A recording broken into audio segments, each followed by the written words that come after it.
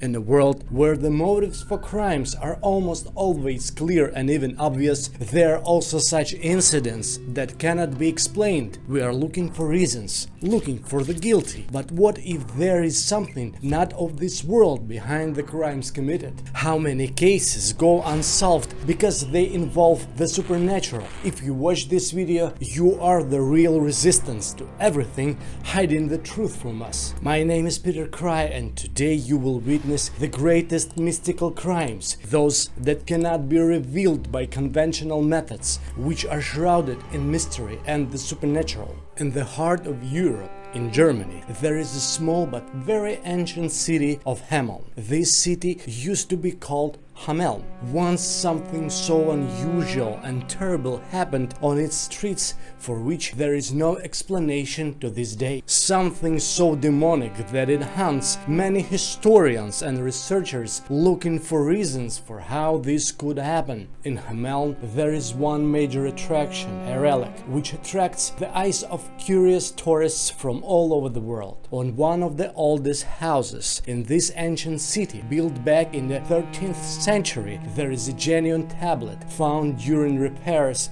on which the following is written. In 1284, on the day of John and Paul, a flutist dressed in colorful clothes led 130 children born in Hameln out of the city to Koppen near Calvaria, where they disappeared. In addition, in this city there is a street on which to this day it is legally prohibited by local authorities to perform any music, dance or have fun. The ancient city of Hameln keeps to this day a great frightening mystical secret that is impossible to believe. However, many historical documentary sources indicate that this is indeed a true story and that such a terrible event actually happened. In the 13th century, Hameln, shrouded in darkness, experienced an invasion of rats. There were so many rats in the city that they stopped being afraid of people and even began to attack them. The authorities could not solve the problem in any way despite the demands of the townspeople. Desperate, the authorities announced a reward for whoever could rid the streets of the rat invasion. Following this, a young man dressed in colorful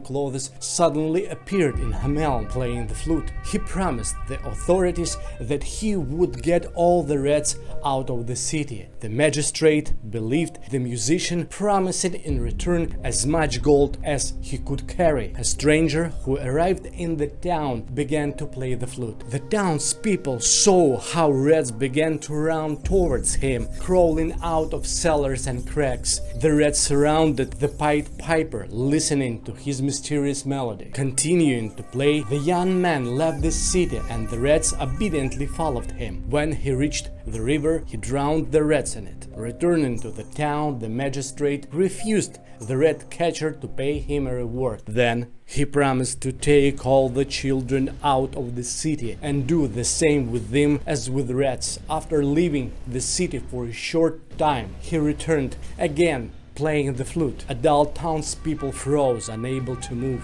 The children, however, began to run to the stranger. The melody of the flute bewitched them. Pied Piper brought 130 children out of Hameln and drowned them in the river. The townspeople realized that an evil spirit was behind this nightmare. In 1375, the official chronicle of Hameln was written. 100 years ago, our children disappeared. There are a huge number of historical sources and documents claiming that this supernatural and terrible incident actually happened. After this happened, those who tried to figure out where their children had disappeared said that the young flutist dressed in colorful clothes was in fact none other than the devil, and that the children were not drowned but dragged to hell. That is why from somewhere beyond the city the cry of children was heard, because sometimes the doors to hell open and the rat catcher with the magic flute goes hunting again. The power that manipulated children and rats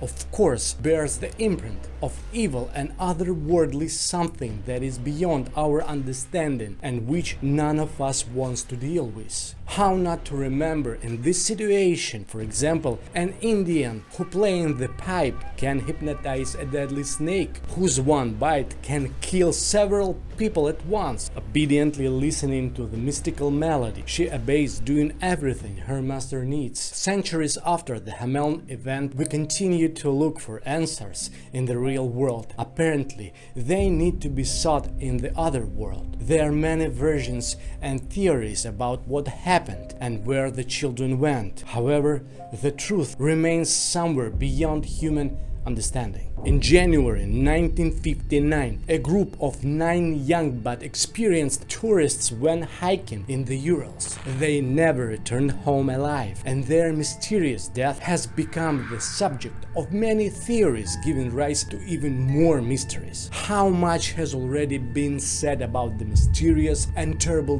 death of the Dyatlov group? So much has been said about this incident. However, to this day, the terrible story that disturbs people's minds has no explanation. There are hundreds of versions of the mysterious death of the group, but not one seems convincing due to the strange circumstances of the death and what was found at the crime scene. Of course, one can argue long and hard about what really happened there. Why, most likely on February 2nd, 1959 at night, without dressing during a hike in the abandoned forests of the northern Urals, 9 experienced tourists cut in the tent from the inside, ran out into the cold outside, dying a painful death. Versions differ dramatically from the version with the UFO to the version with an avalanche. Numerous experts regularly debunk each other versions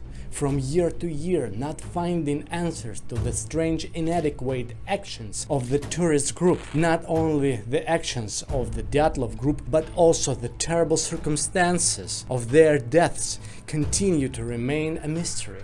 On the night of February 2nd, 1959, something terrible caused 9 experienced campers to run out of their tent into the deadly cold without clothes. They all died, of course.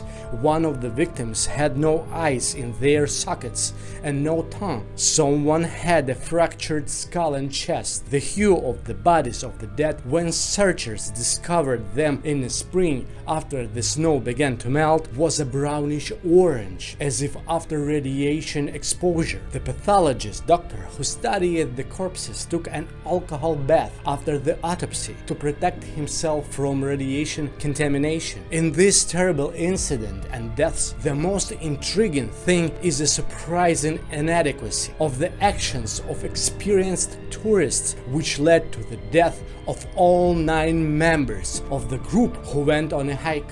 The name of the mountain where the Dyatlov group went, Otorten, translated from the language of local ancient tribes, means "do not go there," or according to another version of the Mountain of the Dead. Many legends about the evil that lives there still envelop the area. What happened to young tourists from the Dyatlov group is extremely eloquent proof that the stories of the tribes about the evil that lives there are by no means an invention of not very educated people. It seems that among the huge mountains of information on this case and the reasons for what actually happened there, the most important thing was not said. The first, these guys knew everything about surviving in extreme cold conditions without food and water. They knew the possible risks associated with wild animals in the forests. They perfectly knew the psychology and character traits and trusted each other. They knew very well about avalanches or any other possible natural problems that could kill. I repeat that the guys were on very extreme trips many times and everything went without any problems. I repeat, they were very experienced tourists, so they wonderfully knew everything about the cold and frostbite. Nothing could force all 9 experienced members of the Dyatlov group to open the tent from the inside and run out into the forests of the Urals in winter without clothes. No avalanches, wild animals, bandits or luminous balls in the sky. After all they knew about how people die in the cold, since, I repeat, they are experienced tourists who have gone on hikes more than once, including in the cold. However, it did happen. So something extraordinary has happened. What is this? The answer to this difficult question was captured in the last picture taken on the camera of the deceased group. Something strange glowing was photographed in the sky.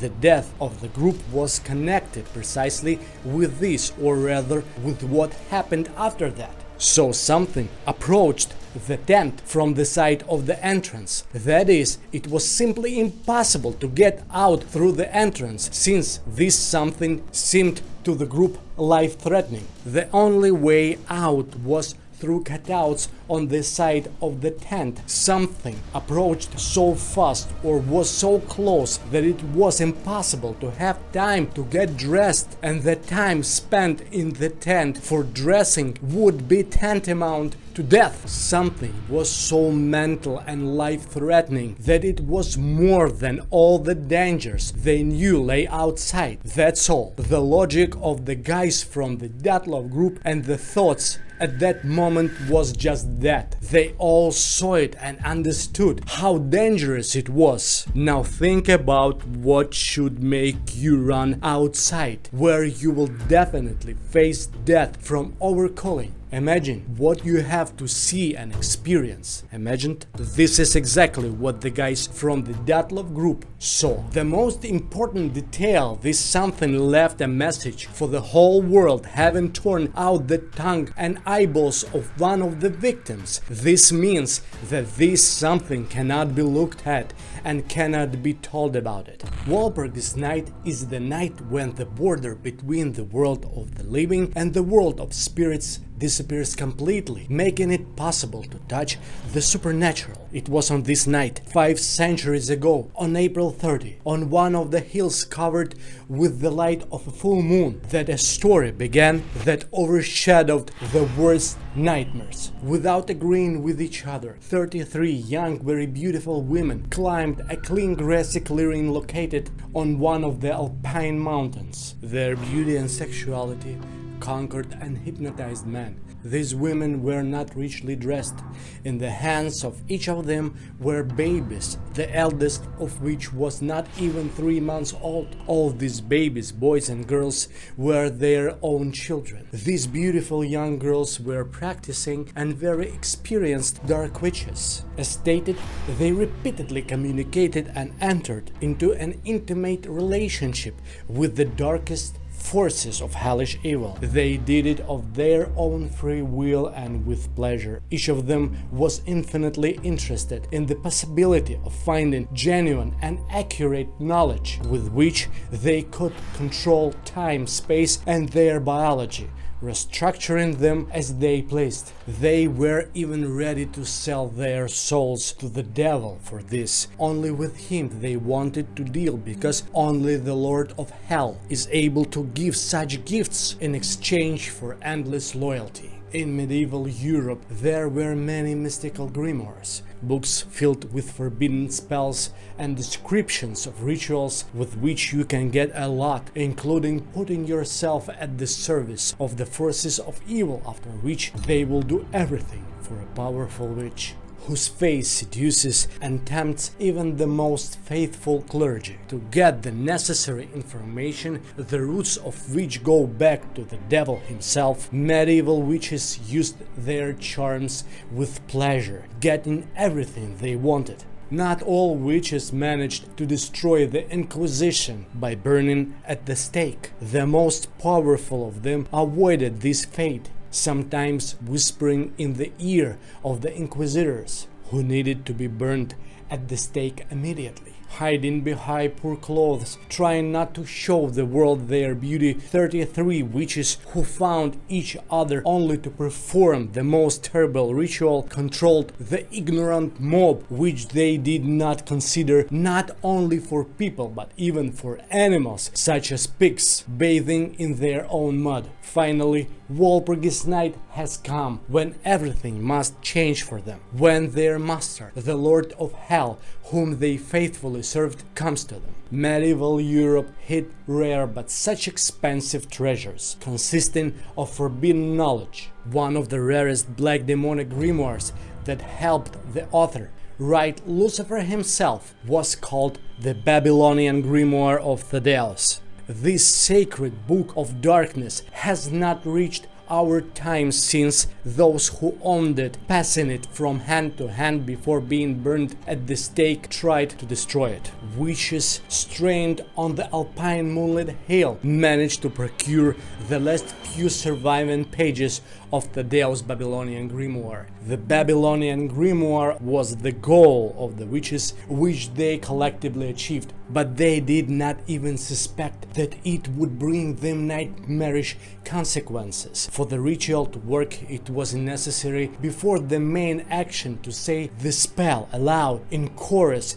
holding the knife tightly in your hand. The ritual requires the witches to sacrifice their newborn children after this spell. After getting acquainted with this ritual, then something terrible happened that night, which is hard to describe in words. After the crime was committed, the devil in his most beautiful form appeared 33 witches, saying that he did not negotiate a deal with them, and it was not he who gave them the pages of the grimoire, but his servants, which he does not even know about. He refused to grant wishes after the sacrifice in the form which the witches wanted. The devil, whose true name is Samael, gave them eternal life in the guise of old woman and gave them the ability to change space and time only by his order and for his purposes. He gave them the pain that their babies experienced the second they realized that their own mothers were their killers. The dark old women went mad, eternally suffering, acquiring a monstrous appearance, tearing the corners of their mouths to the back of their heads, forever being in the power of the fallen angel Samael. Now they serve him forever, waiting for him to release them from the pain of what they did on that moonlit hill. This story is an important, majestic episode which has become part of the most exciting and fantastic book filled with many secrets and mysteries. Not a day goes by that readers don't ask me to write a sequel to the book I've called Samael, Satan's Biography, a mystical thriller that allows us to look into the abyss of unsolved mysteries and secrets that cannot be answered for centuries. I strongly recommend it that you read this story. I will attach a link to the book in the description under the video. Netta Fornaria was a member of the occult organization Alpha and Omega, which once broke away from the famous Hermetic Order of the Golden Dawn, which at one time was headed by the famous warlock and occultist Aleister Crowley, a big fan of demonology and black magic. Netta Fornaria was a writer, convinced that she had the gift of healing and supernatural mystical powers. She was infinitely passionate about esotericism and the practice of magic, which captured all of Europe at the beginning of the 20th century. Netta Fornaria wanted, unlike other mortals, to find a real entrance, a gate made of solid matter leading to a parallel spiritual world. She decided to realize her dream, wanting to communicate with otherworldly forces that seemed to her not so dangerous. Seriously studying esoteric knowledge, the practice of mystical rituals, she was looking for answers to difficult questions, and later realized that she, like many seekers of mysticism before her, needed by all means to find some place of spiritual power which had been used since ancient times for metaphysical practices and rituals. Thinking about it, she could not even imagine that her desire for secrets would lead to events that she could not foresee. She would never want to experience them. In 1929, Netta went to the island of Iona in search of mystical revelations. She decided to leave London to travel to a place off the coast of Scotland. The island of Iona was considered a mystical place. It was shrouded in many legends that stretched from the pagan past. Many occultists, spiritualists, psychics, and other people associated with mysticism came here to get in touch with the other world. Apparently, Netta Fornaria was either going to move to live on the island or she was running away from something, as she took almost all her things with her from London. Finding a woman on the island who rented out rooms to visitors, she became friends with her and rented a room from her. Putting on sparkling silver jewelry during the day and in the evening, Netta wandered around the island alone every day in search of the answers she needed, hoping to get in touch with the spirits that live in the other world. So a lot of time passed, but there were no results. Of course, Netta Fornaria continued to perform her rituals of magic. As the woman who rented her an apartment said, she did it in a rented room. Days passed, but her rituals did not give any result. One day, Netta Fornaria returned home from a walk extremely anxious. She told the owner of the apartment that she had received a telepathic wound and she needed to pack her things and urgently leave the island. The landlady did not see any scars on Netta's body, and nothing extraordinary except for the fact that the guest's sparkling silver jewelry suddenly turned pale. The landlady persuaded Netta to stay until the morning and only then go home so as not to go on a journey through the cold at night.